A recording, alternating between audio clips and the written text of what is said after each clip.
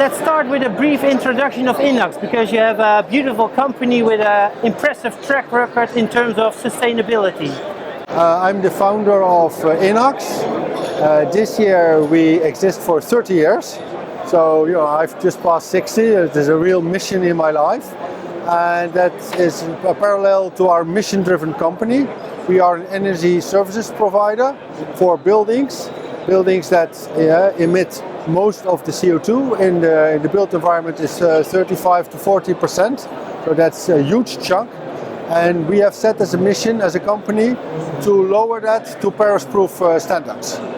We are about with 300 people, a bit below. We are what they call a system integrator. So we provide all the services around energy, sustainable energy for buildings, and from the engineering, financing, realization, and then also exploitation, often during long-term contracts. But we don't install ourselves. We buy the products and the installation capacity to do all this, and then we finance and exploit it. That is energy as a service model. And also when we look at the topic of this year, Act for a Better Tomorrow, ESG and impact investing is really on top of the agenda, especially of investors. Are you both active in commercial real estate and also non-for-profit markets?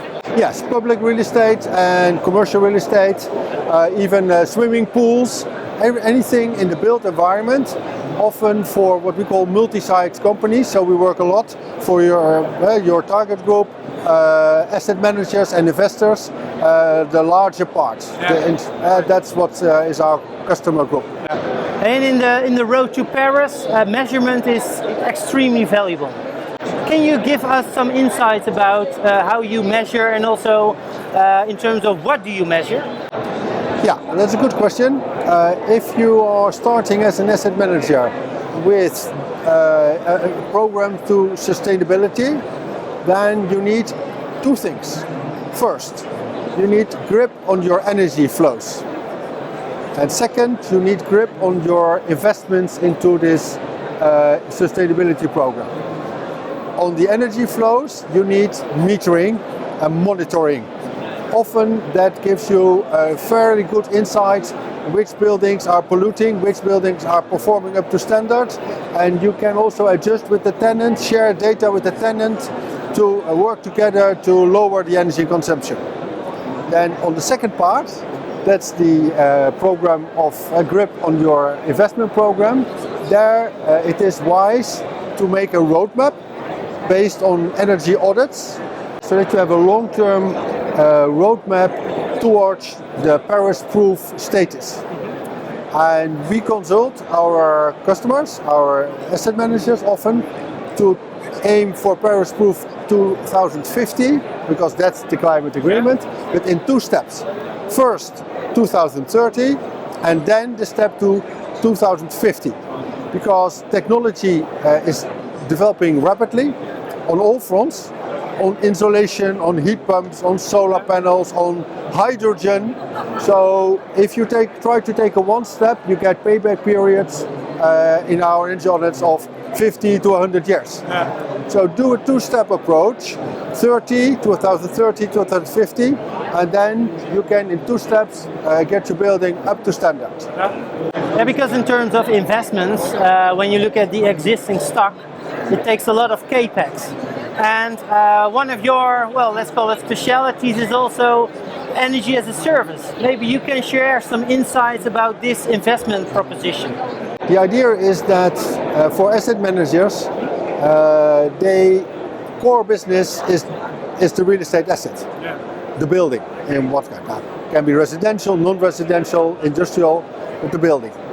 And the whole area around energy investments, let's say solar panels, batteries, heat pumps, the smart grids, the whole thing around that, that is a non-core part.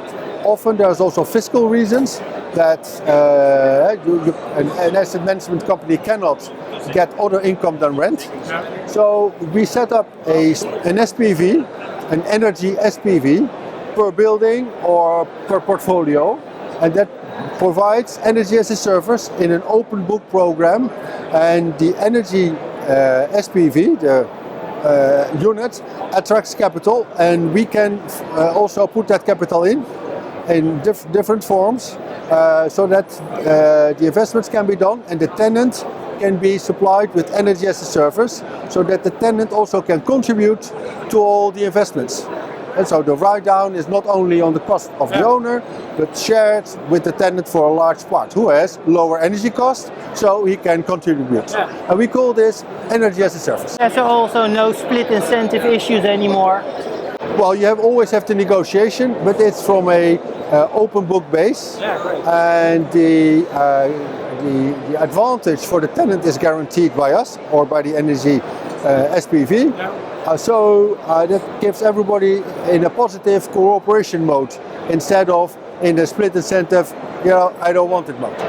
So true alignment in the road to Paris. Yeah, you get cooperation instead of opposition or slowing down movement. And that's exactly what our mission is, you see, Ron, that's it. Great, well thank you for this interview, Philip, and also appreciate it to listen to your thought leadership. Thank you.